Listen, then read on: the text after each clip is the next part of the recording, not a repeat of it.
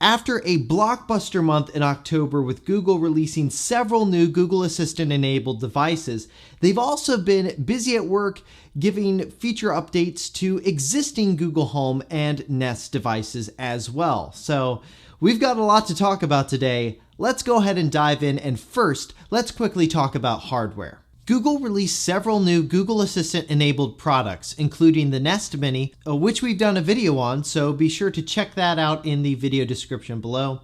The Nest Wi-Fi, a new version of the Google Wi-Fi, where now the Wi-Fi points act as Google Assistant speakers, and finally, the Google Pixel 4, which we have a video on as well. Each device highlights new capabilities for the Google Assistant.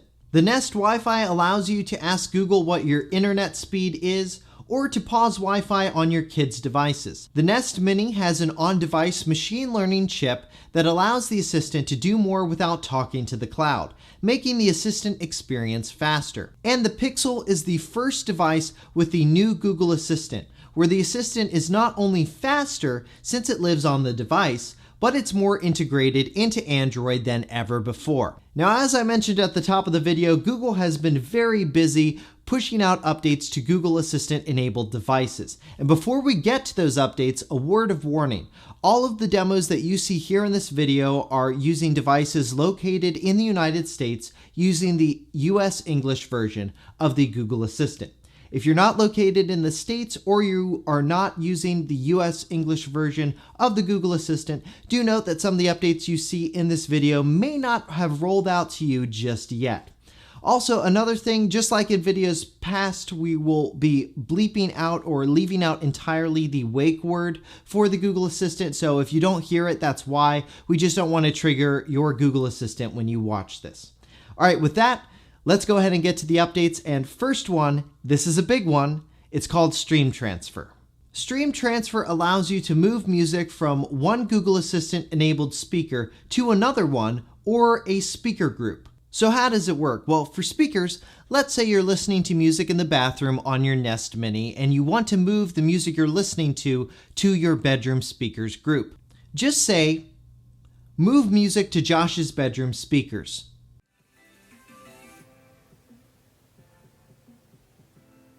Sure, I'll play it on Josh's bedroom speakers.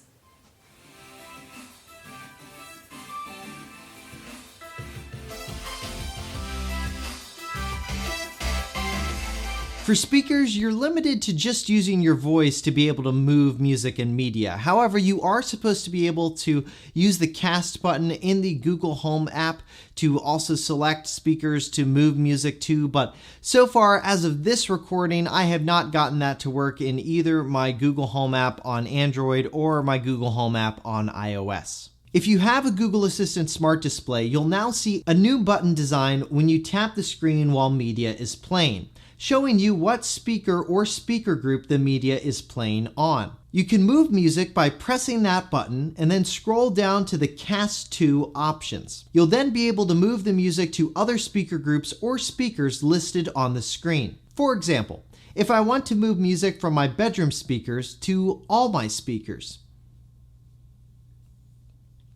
Oh, did I mention that it works for podcasts as well? I didn't?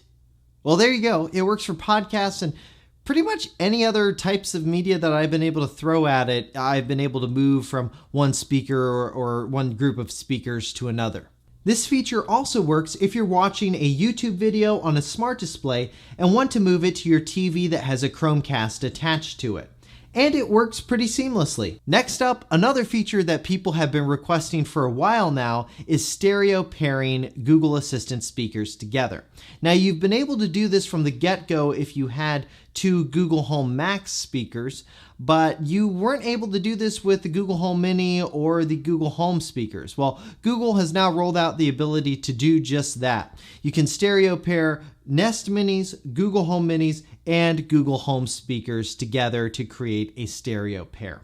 To enable this, go into your Google Home app, select the speaker you'd like to pair with another speaker, click on that speaker's settings, scroll down for speaker pair, click Next, then choose the speaker you'd like to pair with. Then choose which speaker you'd like as the left or right speaker, click Next, choose your home address, tell Google where your speaker pair is in your home, create a name for your pair, and finally, Google will then pair your speakers. To ungroup your speaker pair, you can go into their settings in the Google Home app and select Separate Pair. Also, one thing to note at the time that we're recording this is that this feature only so far has worked on my Google Home speakers and my Nest Mini speaker. I have not been able to get this feature to work yet on the Google Home Minis. They're likely just waiting for a firmware update. All right, moving on, we've got a new Google Assistant voice to talk about.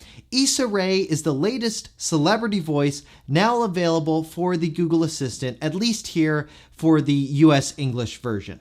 To enable her voice as your Google Assistant's voice, go into your Google Assistant settings, look for Assistant Voice, and then select Issa Rae's voice. Next up, it's reported that Google has started to test out continued conversations for the Google Assistant on phones.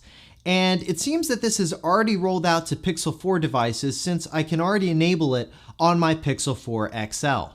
To do this, go to Assistant Settings, Assistant, Continued Conversation. Then make sure that under Devices, Phone is turned on, and there you go. Next up, Tile has finally added support for the Google Assistant, so now you can ask Google to ring your car keys or ring your wallet. To link your Tile account with your Google Assistant, go into your Google Home or Google Assistant app, look for Google Assistant Settings, Assistant, Home Control, click the three dots, next click Manage Accounts, search for Tile, then select it, log into your Tile account, and then the Assistant will then link to your Tile account. Then assign each of your Tile devices to a room within your residence. Click Done, and your account should be linked. Well, that's it for our Google Home / Google Nest / Google Assistant updates. We'll figure out the naming for these videos at some point if Google would just stop renaming their products, but whatever. If you like this video, make sure to hit that thumbs up button below. And if you'd like to learn more about Google Nest products, make sure you subscribe to the channel and check out the links to some of our other Google Nest product videos in the video description below. Well, thanks so much for watching. For 6 months later, I'm Josh Tedder.